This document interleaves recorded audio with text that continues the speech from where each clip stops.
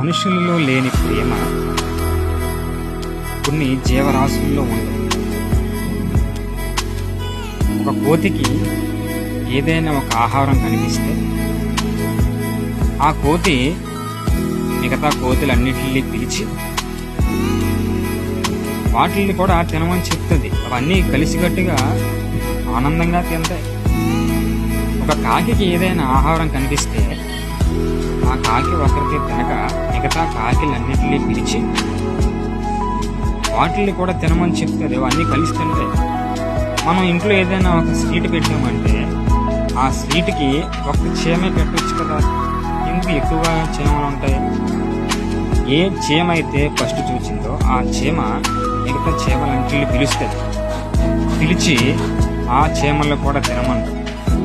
చూసారా, ఒక జీవరాశుల్లో జంతువుల్లో ఎంత ప్రేమ కనిపిస్తుందో. మరి ఈరోజు మనిషిగా మనలో ఉందా ప్రేమ? మనకున్న దాంట్లో ఇతరులకు పెడుతున్నామా?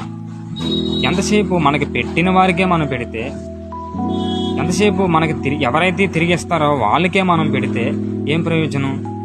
మనకి పెట్టలేని వారికి కూడా మనం పెట్టగలగాలి, మనకున్న దాంట్లోనే పెట్టగలగాలి.